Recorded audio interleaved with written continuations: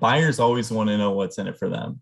So ultimately you either have something very unique and innovative and the retailer wants to be first to market, or you have something existing that you're doing very well and buyers will take notice. Buyers want to understand the effect of your item on category profit. That's the bottom line. You can have the greatest product, but what's the profitability look like? It has to make sense, of course, for you, but it has to make sense for the retailer. When it comes specifically to helping buyers and sellers connect, we've seen this evolution from in-person trade shows, which they're trying to make a comeback. I'm sure we see that, and then also virtual trade shows. There's been kind of this hybrid model where we'll have an in-person trade show and then there's a virtual element to it. And from what I've experienced, what I've seen and talking to suppliers, there just hasn't been a good level of buyer engagement on a lot of virtual trade show platforms. So, good morning, viewers. Today we have with us Mr. Tyler Barich from Florida, US. Tyler is the VP of Grocery for ECRM. He has had 12 years of experience in the CPG industry, working with various suppliers, distributors, brokers, retail buyers, primarily within the food and beverage space. So, Tyler, thank you so much for coming on this session. So, since you have spent more than a decade with ECRM and in the food space, please take us through your journey once, and how does ECRM help buyers meet sellers? Yeah, I again appreciate the opportunity, and so a little bit of background. My journey at ECRM started about 12 years ago, and I started as a account manager at ECRM, and then quickly moved into a sales role. And over the years, really found the passion within the food and beverage, consumer packaged goods space, and started to really work on the side of our business in a category manager role, and then a director level. And then today I'm our VP of grocery. So I manage most of our food and beverage business as it pertains to retail.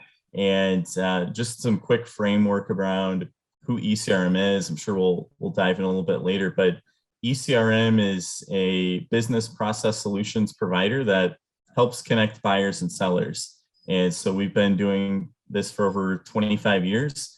And really, I'd say the leader today when it comes to buyer and seller connections, streamlining the buying and selling process, and work with buyers and sellers on a global scale. So we have some pretty unique services that we offer to ultimately help suppliers save time and money and go to market. Awesome. So right now, of course, during the COVID, it is pretty much not really possible for people to travel across. So does your platform, is it present both in the virtual format as well as in-person format? That's a great question.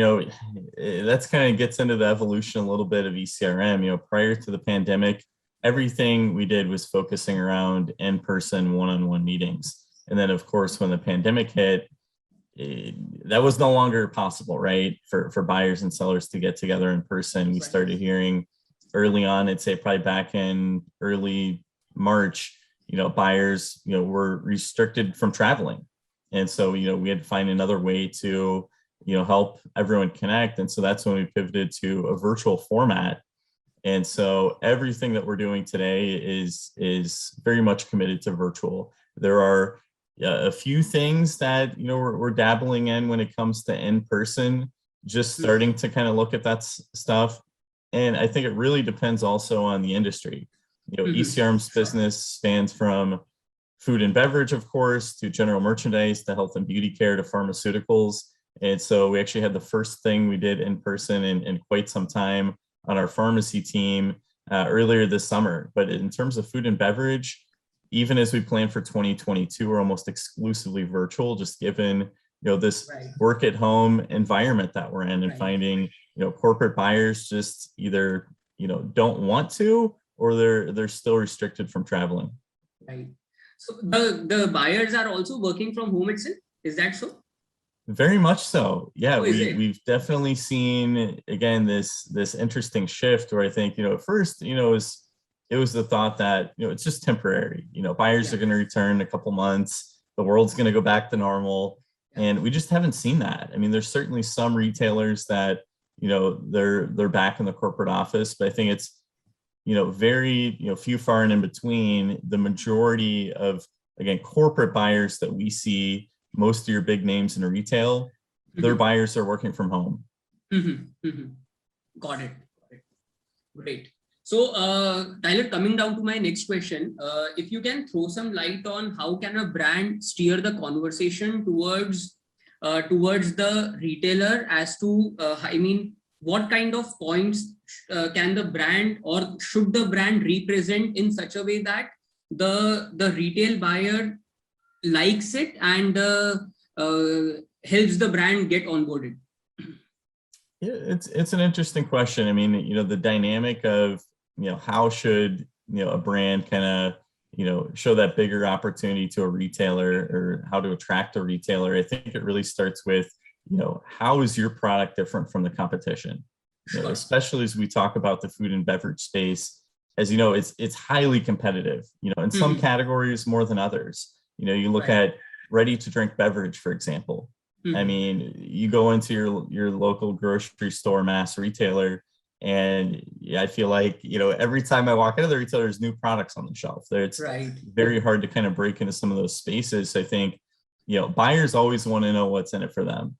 So ultimately you either have something very unique and innovative and the retailer wants to be first to market, or you have something existing that you're doing very well and buyers will take notice. Got it. That's interesting. So of course, I mean, knowing who the consumer is and why will they buy, it is crucial in the decision process. So what is the importance of data to convince buyer to have the products on the shelves? Yeah, that's again a very good question, and I think data is critical. It's why is your product going to resonate with consumers? You have a great product, you have a great brand, but why is it going to move off the shelf? So those are kind of the key questions to think about when you're thinking about which data to present. Other things to look at, who's your target customer demographic that you're targeting. So I think ultimately, data that you can share with the buyers that, who is selling your product today? Which retailers are you in? Are you in any of their competitors? If you're talking to, for example, BJ's Wholesale Club, if you're in Costco, you probably have a leg up. They're probably going to take more notice. What is your brand following? Social media is huge, and so do you have a social media, brand presence? I think that's important. Some other things to look at, like, knowing your numbers, that's of course extremely critical. What are your expected margins? Ultimately, buyers want to understand the effect of your item on category profit. That's the bottom line. You can have the greatest product, but what's the profitability look like? It has to make sense, of course, for you, but it has to make sense for the retailer. And, ultimately, looking at some other key metrics, IRI, Nielsen, when it comes to sales data, what is your percent, growth, year over year? What's your expected category growth? I mean, buyers love insights and love, when the suppliers can really be a partner and provide some of those data points and insights. And lastly, and very importantly is product velocity, sell through. Again, that's key. Getting your product on the shelf is half the battle, right? It's what is going to make your product move off the shelf? What's going to resonate with consumers? And then you have a lot of other different metrics, of course, you can look at, where's your placement on the shelf? Are you on eye level? Are you over here in the corner and you have, 2 SKUs? Are you next to, just hypothetically, Coke or Pepsi? So there's a lot of different dynamics to look at. Sure. So, I mean, we also have a lot of audience looking at this show, which is a new brand, right? So if there is a new brand which wants to enter the US market and get into the mainstream retail, and they don't have any data for now, right? Because they're a new brand in the country. So what are those key 2 points which will be helpful for them in getting a deal with any of the bigger chains? Yeah, I think, most importantly, it's, you have to have a starting place. And you have to be realistic about, how quickly you can grow in a new marketplace. I think the first step, of course, is building relationships, establishing connections. You can have a great product, and it doesn't mean anything if you can't get connected with the right people to even have a conversation. And so I think, proof of concept, of course, who are you selling to in your home country or other, countries throughout the world? Again, that proof of concept, what are your sales? How is it resonating with consumers? And then again, taking those data points and sharing that with, whomever you're speaking with. I think ultimately, if you have, again, if you can show that social media presence, if you can show that consumer demand, then that's key. Right. I think this is an interesting point because as you rightly mentioned, that social media presence is extremely important, right? And of course, gaining that traction is now pretty much important on social media, since there is not much to do. Of course, for the food and beverage, it is sampling at the stores. But yeah, the social media is the key here. Yes, absolutely. And also, I think it kind of brings up a good point, when it comes to sampling, that's another key. It's, how can I get a retailer interested in my product? Once you make that initial connection, it's get your product in their hands, have them, experience it, experience the packaging, obviously taste, the quality, and get the buyer's feedback. I think that's the other piece. Let's be honest, everybody thinks they have the greatest product in the world, but once you get in front of a good number of buyers and get that feedback, maybe there's some things that you need to tweak for that particular retailer. I gave the example earlier about, the club channel, BJ's Wholesale Club or Costco, their expectations of a product and packaging and merchandising are going to be much different than if you're talking to a regional or national grocery store, Kroger or Meijer, there's going to be different expectations there. So I think just working with that buyer, trying to figure out, what can you do to serve, their market and their customers? Right.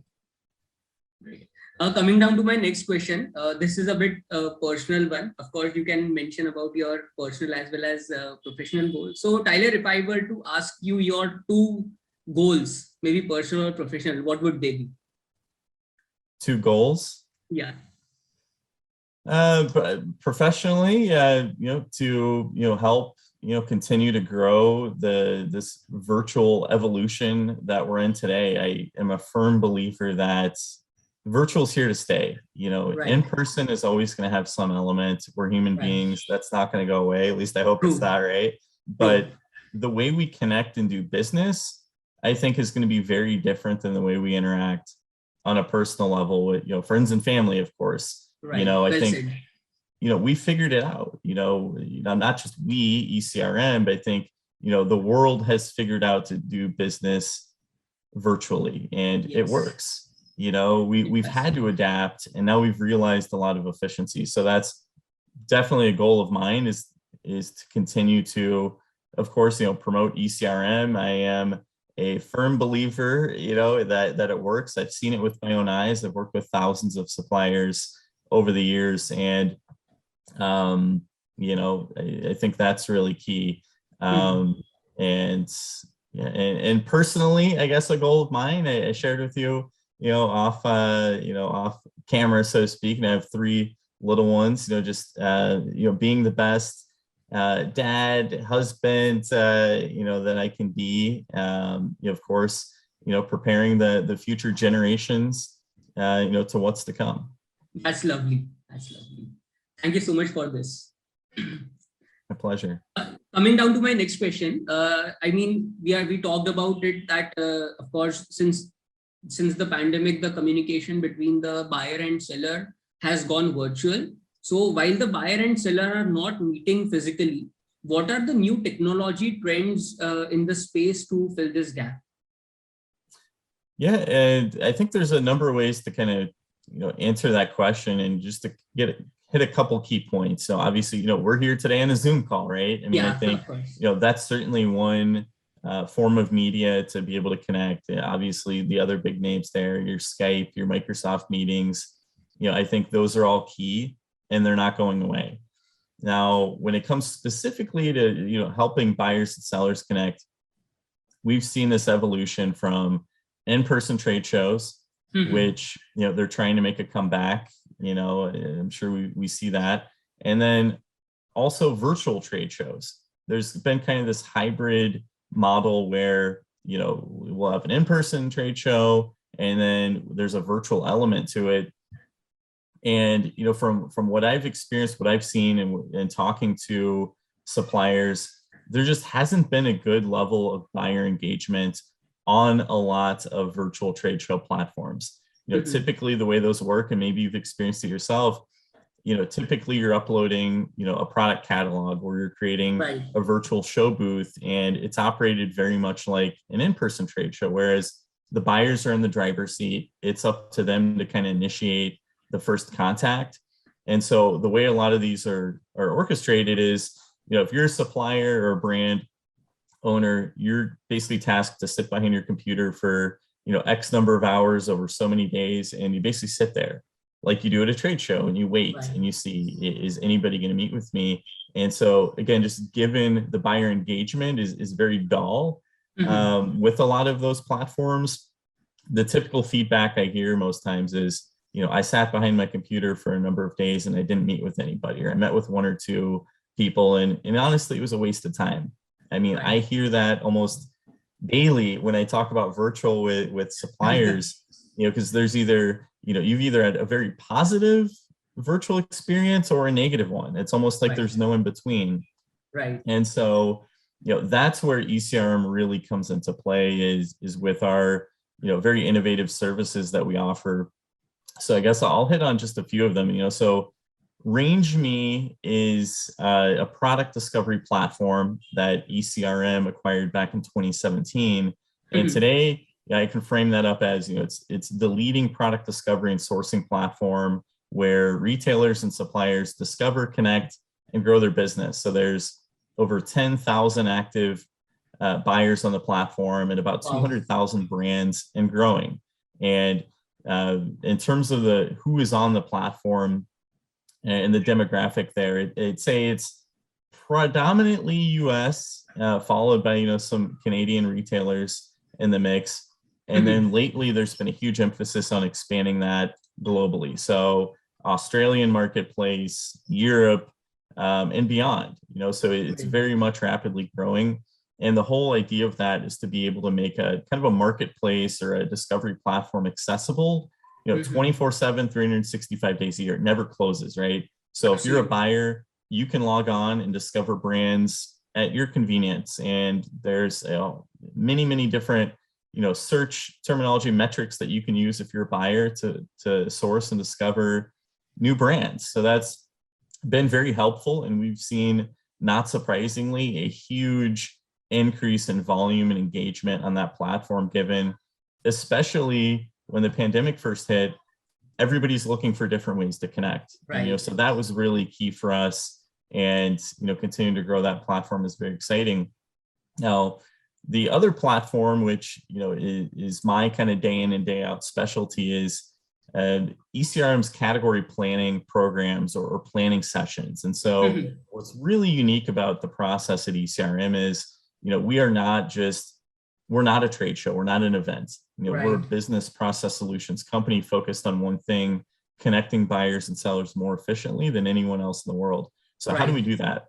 It's really based on, for example, if you're a supplier, our guarantee is we're going to align you and schedule and coordinate meetings with each of your category buyers, from leading retailers, or distributors, or food service operators, depending on what your focus is in the context of food and beverage. And again, we're aligning you based on your category and capabilities. Right. We're getting you in front of the right buyers at the right time. And we provide a very efficient proprietary platform called ECRM Connect to make that happen. So throughout the year, we host about 100 different category planning programs that touch on every single category within consumer packaged goods, hit on almost every major trend that you see today in a way that's going to bring together top retailers, regional, national, on a global scale, again, distributors and suppliers. So if you're a supplier, you can save time and money not having to invest in, you know, a trade show that you may not know what you're going to get. There's no guarantee. Right. With ECRM, you always know that who you're going to meet with and when. And so that's really key, is, you know, being able to prepare for your meetings and have a platform to execute and follow up. Got it. So I have a follow-up question on this. So do you also get, I mean, since you rightly mentioned that you connect buyers with sellers, so do you also get certain specific inquiries from the retailer side as well? Is that so? Absolutely. You know, I think, you know, I kind of hit on one piece there, kind of framed up in a way that, you know, the benefit is for suppliers, but the retailers are our partners. And I think that's why ECRM has been so successful over the years, is because we do have that level of engagement. We have a team that works very closely with all the major retailers to understand and know their buying teams. You know, what are their key focus or objectives right now? You know, what are their buyers' category responsibilities? You know, what are their focus objectives, and how can we help them? So, you know, we do a lot of things that we don't even publish on our website, whereas, you know, we might have a retailer approach us and maybe their focus is diversity, maybe it's local, you know, suppliers, maybe it's private label, maybe it's, you know, sustainability, you know, and we have the ability to help them connect with suppliers and source and discover new ones, even conduct their category reviews. So, you know, the value for a buyer is, you know, primarily either a tool of discovery, being able to see a lot of suppliers in a short period of time. And the other is to, again, help them in their sourcing efforts, or, you know, find specific products and initiatives they might have. Got it. So in that sense, so if I look at it this way, do you also somehow get specific inquiries if, let's say, if a retailer wants to have, let's say, some plant-based snacking products? So do you also get such kind of inquiries? Very much so. You know, ECRM has really looked at it as kind of the expert. You know, we have our ear to the ground, so to speak, in terms of, you know, what's trending, who the suppliers are. And so very frequently we will get, you know, questions from, again, more broad-based, you know, interest in plant-based, or even down to the item level. And so that's really interesting when we, you know, we take a deep dive into, you know, the programs and how they work. And so, for example, if you're a supplier that just registered and you have basically 3 options for most of the programs, either 5, 10, or 20-minute meetings. That's how much time you're going to get with your buyers. Now, when you register for ECRM, you are provided buyer's contact details, which of course is nice to have. You're going to need that, of course, for your follow-up. And of course, you want to know who you're meeting. Secondly, a detailed profile about each of the buyers you're going to meet with. So again, that's key. You don't have to waste time when you actually have your meeting saying, who are you? How many stores do you have? Which distributors do you work with? A lot of that information is provided up front. And then lastly, to your point, is any specific focus or objectives the buyers may have. So you can go into these meetings knowing, you know, key requirements. You know, again, is club packaging required? Maybe they're focusing on, you know, it could be, again, plant-based snacks in this case. It could be, you know, keto crackers. It could be, you know, keto private label ice cream, which is actually something we're working on right now with a pretty big retailer. So it's nice to be able to have all that information up front, and you go into these meetings well prepared and ready to position your product or brand in a way that, you know, can fit with that retailer and can drive that conversation. Lovely. That is really insightful. Great. So coming down to my last question for the session. So, I mean, Tyler, what are those key features that a seller should know about the buyer and a buyer should know about the seller before the meeting? Maybe if you can list maybe 2 or 3, that would be helpful. Sure. Yeah. So I think, it's kind of I have kind of a two-part answer to that question. So, the first part is, knowing your buyer. I think that's really key. It may go without saying, but I think it's important.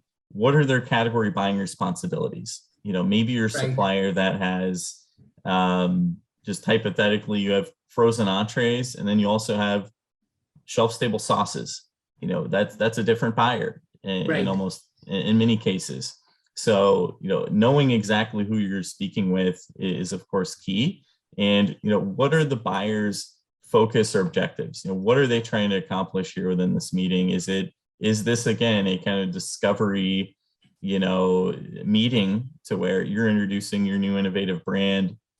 Or again, is your product, going to fill, an existing need that the buyer has? I mean, maybe, the buyer is sourcing a new coffee supplier because there's an issue with their current partner in the supply chain.